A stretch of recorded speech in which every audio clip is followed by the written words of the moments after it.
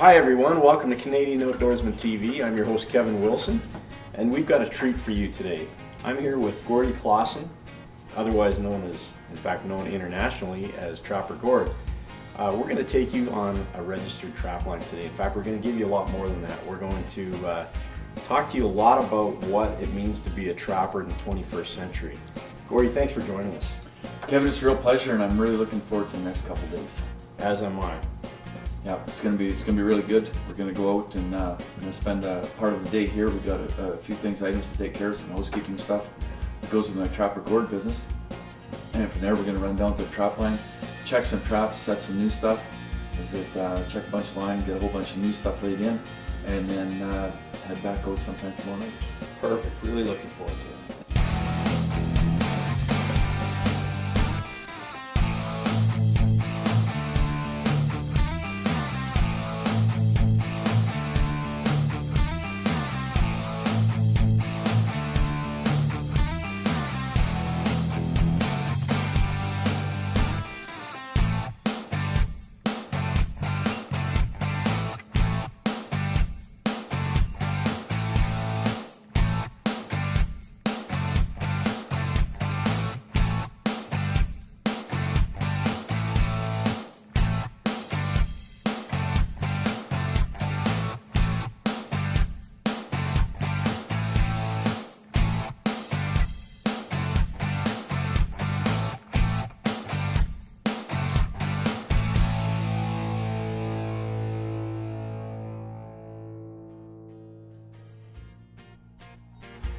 Well, listen, we've got quite the day ahead of us. Why don't you tell our viewers a little bit about what we're going to do today and tomorrow?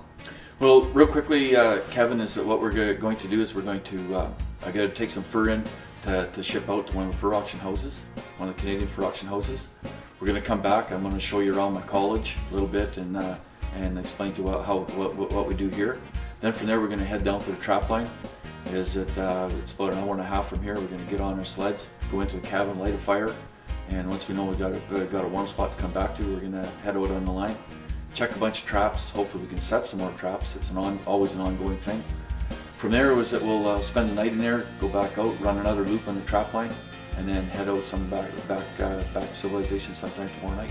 Perfect. Looking forward to it. Yeah, it's going to be a good run, especially now that it's cooled off. Excellent. So there's a couple fur auction houses in Canada, a couple of the largest fur auction houses in the world. Definitely a couple of the largest in North America, and anyhow, so that they have last receiving dates. So we act as an agent for both. So trappers bring in drop their fur off here, and then we collect all the fur up as a gathering point, as a hub. Then we take it in, and at the different receiving dates, we ship it out, take it into Grand Prairie, ship it out to go to the auction houses. So this stuff here is destined for Ontario today. Okay, we're gonna pack up the sleds. We just get everything on, get our freight in for spend a night or two out in here, and then we're going to head in. It's about an 8-kilometer sleigh ride from our staging area here into the cabin. All right, Gordy, well, basically I noticed you're packing all kinds of extra stuff. I'm assuming survival gear? It takes a lot of stuff to be a trapper, and you just never know what you're going to run into here, and you just have to be prepared. Better safe than sorry. Exactly, yeah. All right, we ready to go? I'm ready. Good, let's roll. All right.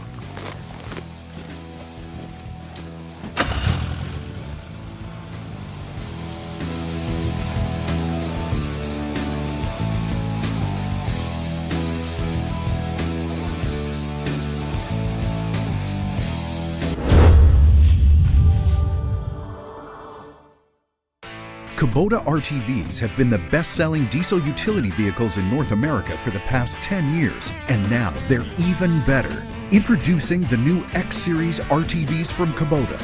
They're redesigned, rugged, and ready, with inspired styling and ergonomics, smooth-riding extra-duty independent rear suspension, hydrostatic transmissions, Kubota diesel engines, and more.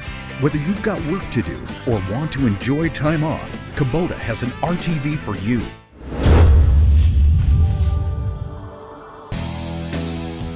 Kevin, things are looking up as it maybe brings some good luck here, but we haven't even made it 400 meters from the truck, and we already got a marten at our first set.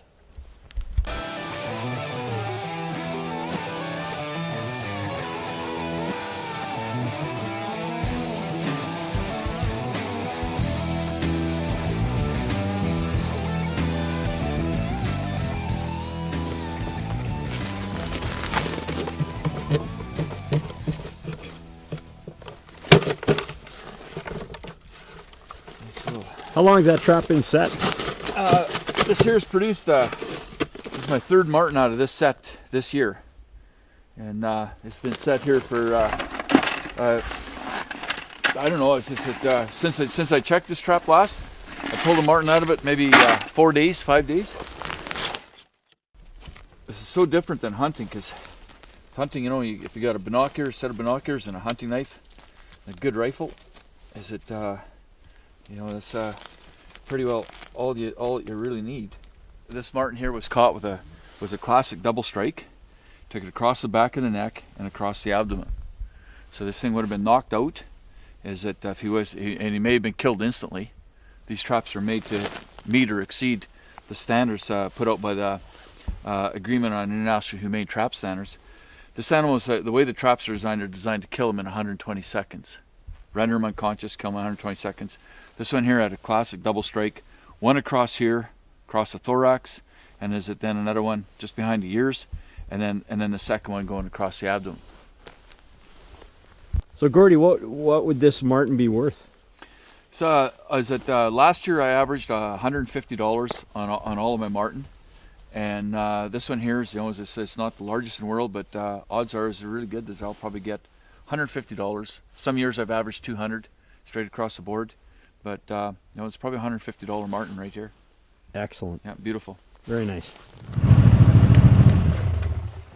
Well, I guess you put these out for wolves.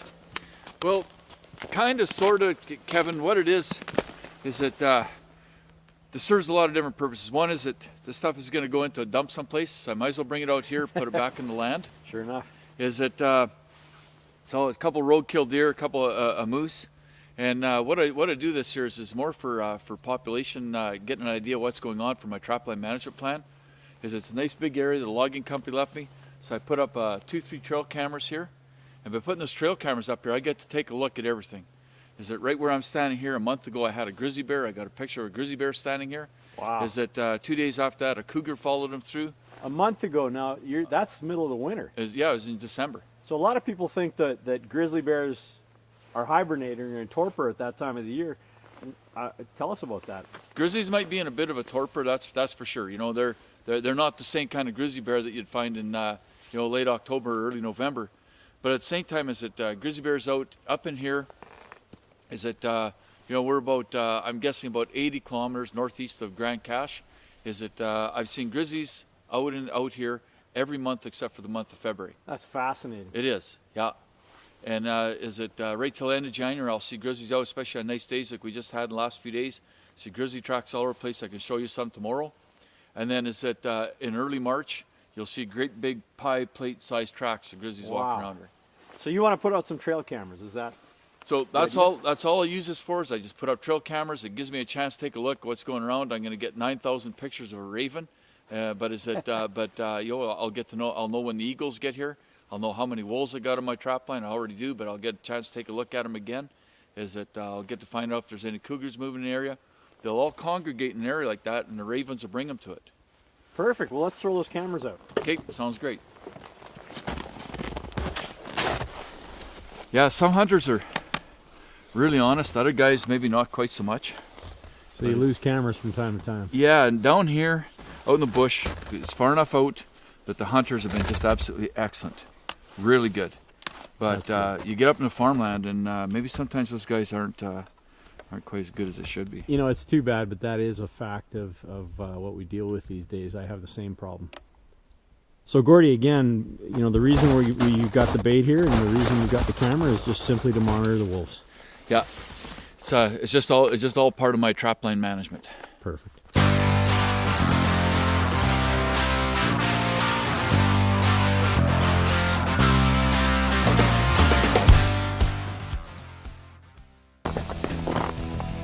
Well, this is home for the night. We're going to start a fire, get things warmed up, and I think we may hit the trail a little bit more, check a few more traps, see what we can do before dark.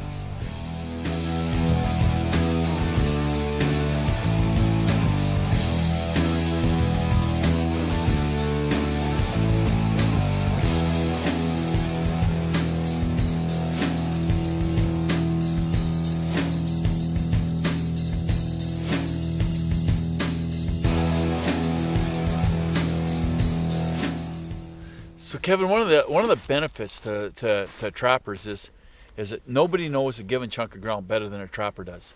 And is that there's all kinds, everybody has trapline, has really super unique things that are on their trapline.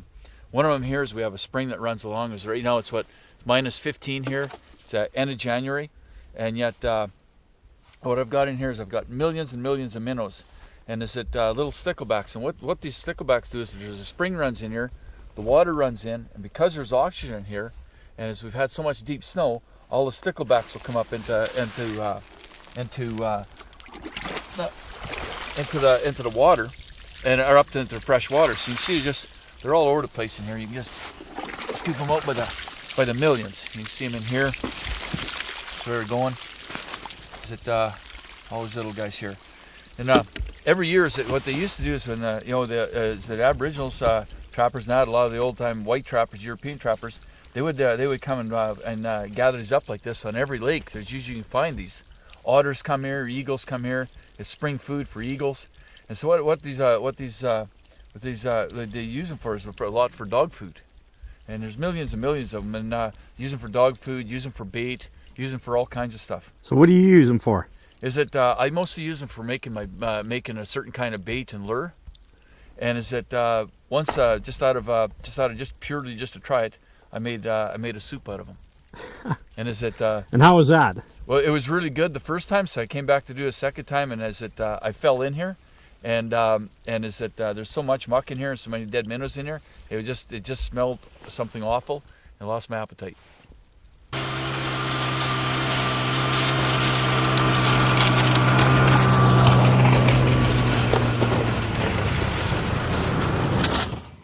So got a pretty good look. Looks like a pretty good male here, Kevin.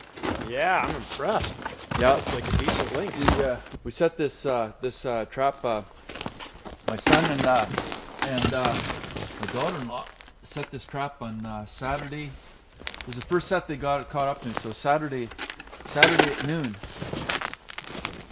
Yeah, it's beautiful lynx. See the nice clear belly on them, brown spots or black spots. That's a beautiful, beautiful, beautiful lynx. So Gordy, tell me a little bit about how this one works here. Okay, so what this is, Kevin? This is just a standard, just a traditional lynx pen, and is that the whole idea of it is to get a cat. Cats love to rub, they love to rub on things. So you see, I've got a peeled post in there. Is it nice rotted spruce post that I put lure on it, specially designed for cats. And is it they're formulated for cats. And what a cat will do is when it comes walking up, he's going to be attracted by the wing, by the motion. He's going to come over and check it. And cats are so fussy; they got to be right off the trail, or else they wouldn't be bothered to walk another 2 feet to go into it. But once they come to a pen like this and they see something that interests them, what they'll do is they'll circle it 2 or 3 times. When they've convinced themselves that they can't go into it, they find this opening, is they'll stand here, and then by putting that X there, I have my snare right here. When the lynx comes in, he'll put his foot in there to go in so he can rub the post, and that's when the snare drops around her neck. Done deal. Very close to here, right on the carotid arteries, is that this guy didn't even know. He staggered back to here and he fell over. You can see the cable here is the that he didn't even put up a fight. Fascinating. Very nice looking cat. Oh, it's a beautiful cat. This is really something else. I have never laid hands on a lynx before, and this is absolutely fascinating. I can't believe the size of the paws. Look at the head here and those ears. Pretty incredible. If you ever get a chance to do this, to go on a registered trap line with somebody that knows what they're doing, I highly recommend it. This is absolutely incredible.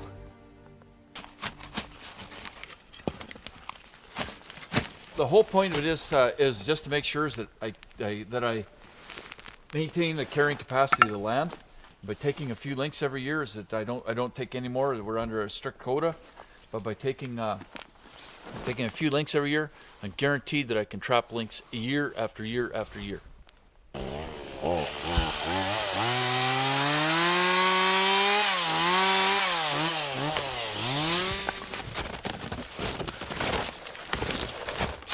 Narrow down the opening. I'll just step through one way.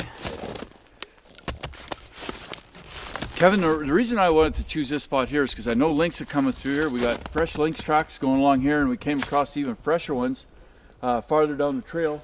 they're going back and forth here all the time, and the rabbits love to go down and feed the willow bed, and then they come up higher up here, and it gives them lots of cover from hawks and owls, that kind of stuff. It's such thick stuff. So my whole plan is just to set a series of these right along the trail. Lynx are going to be walking along here looking for rabbits, just wandering along. They're going to find my offerings. Is that if they circle around the pan, if they step into it, they're either going to get caught in a trap or a snare.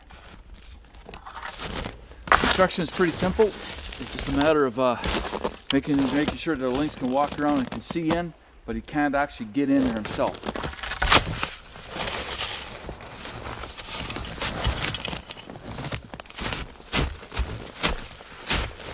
So the idea of this lynx pen here, we're going to use a couple foothold traps. So once again, I'm going to put a rubbing post in there for him to go in and rub. I'll put some bait at the back, put something that he can't get into from the back, and then I'm going to lay in 2 traps right in here. So when he comes walking in, when the lynx steps in, he's going to put his foot up to here and just going to step over the log, and he's going to step right down into one of my traps. Put a little bit of lure on there.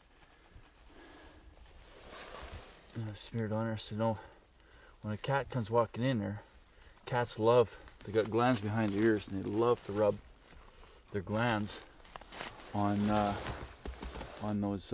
stick like that. So when he sees that, he's going to be focused on it. He's going to want to go in there, and he needs to know he has enough room to walk around in the pen. When he steps in, then he's going to step across my traps. These are the traps I'm using here are Bridger Canadians. I've got a variety of different traps, and what these traps are is they're laminated. They're a laminated trap, so it doesn't cut into an animal's foot when it gets caught. You see, it's nice and wide there, and then they have a gap in them, so it allows for good circulation, good clamping power. So it comes up and it catches them, and other than the initial surprise when the animal first gets caught, is that there's nothing there to worry that lynx then. Other than that he's handcuffed. Would be no different than just all we're doing is just clamping the device around his ankle, and and then holding him in place. So we just set the trap right there. Set a second trap. How this trap works is that these they have a spring system that provides all the power, and then these are called jaws, and then these are called levers. So I push the levers down to press the jaws, and then I put a dog over top that's triggered to the pan. So when the animal comes when the animal comes in that I'm targeting, when he comes in, he steps over. I control the approach carefully. So when he steps over, he just puts his foot directly onto one of these pans. And when it goes off, it just catches him by the foot. And I have to check these traps every 24 to 48 hours on my trap line. So it's no hardship for the lynx. Cats, they just kind of just sit around. They don't fight nothing. They just kind of just sit there, and they're just waiting for you for a trapper when he gets there. So it's as humane as possible. It's absolutely humane. It's very tight. There's a trigger on that guy. Yeah, they're very, very humane. It's just like all it does is it holds the animal there, and he just can't leave.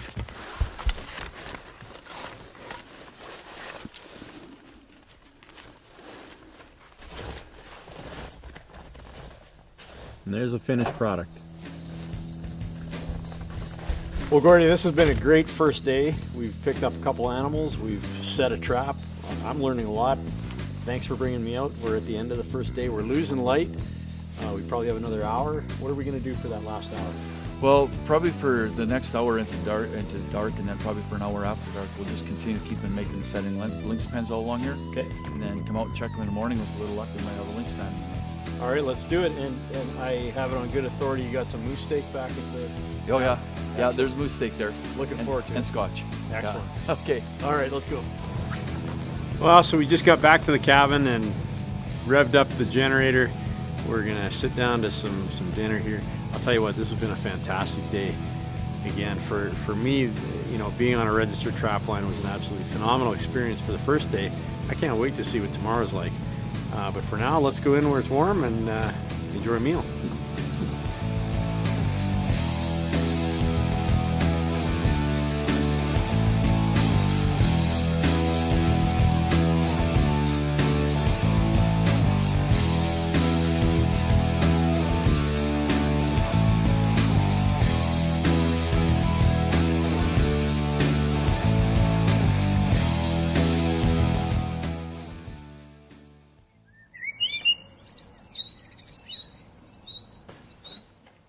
Well, it's day 2 of our trapline adventure with Gordy Klassen. We're looking forward to a great day. It's about -15, sun's shining, things are looking pretty good. You know, we may see if we can find some traps that are holding some marten and lynx, and hopefully we'll get lucky. But you know, for the most part, today's going to involve setting traps and taking a look at some different country. We might even try and go see if we can set an otter trap.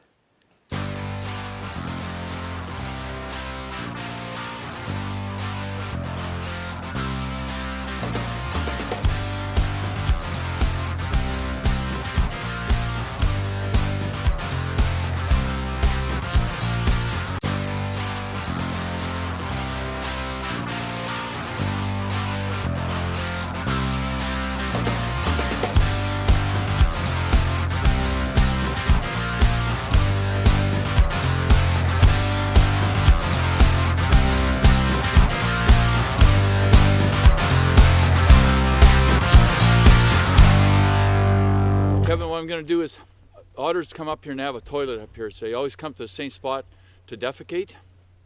And the reason I do that is just it's a way of marking territory. So as they're coming through here, they come through here every day or so to defecate. So I know they come through this little narrow point, it's just where they pass through. So I'm going to set this trap here with a bunch of fish in it, and hopefully we can pick up an otter.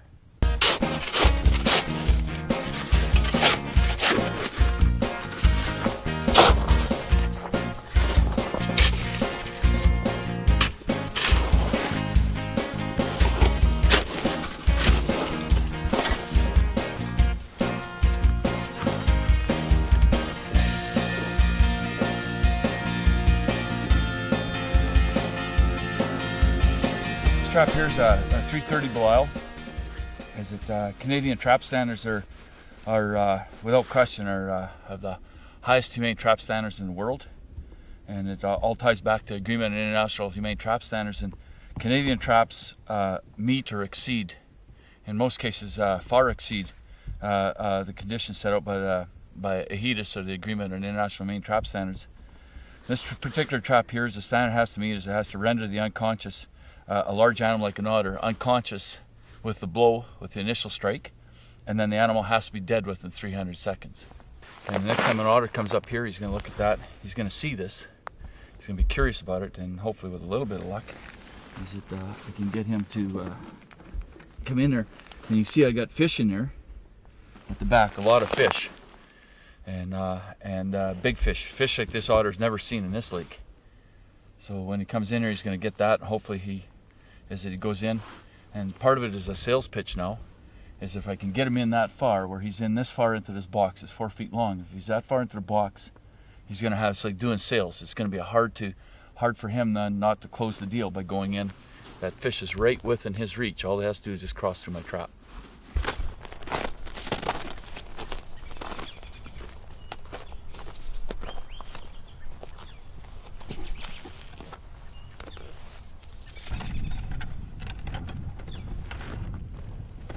Okay, so we caught a squirrel here. Is that a lot of people don't understand about squirrels? Is that meat makes up a little bit of their diet. They'll take it when they get it, and this little guy's only worth a couple bucks, but you know, take 400 or 500 or a couple thousand in a year, and is that these little guys, they pay our expenses on our trap line.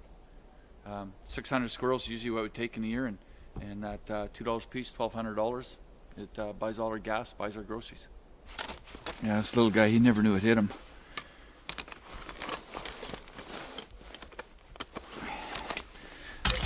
Bad start to his work week. Well, Gord, I got to thank you. You know, this has been an exceptional 2 days.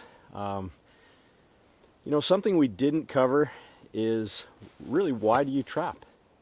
Kevin, there's a lot of reasons why anybody goes out trapping. There's the management perspective, there's the economic perspective. But for me, what it boils down to is, more than anything else, it's just simply what I do. For me, it's a way of life, and that connection to the land is so strong that I just don't know what else I'd do without it. Well, it's tough to argue with that logic. I guess we've got about a 25-kilometer run back to the trucks. Yeah, it's about 40 minutes to an hour from here. All right. Well, folks, thank you again for joining us on Canadian Outdoorsman TV. Be sure to tune in next week for another hunting, fishing, or trapping adventure.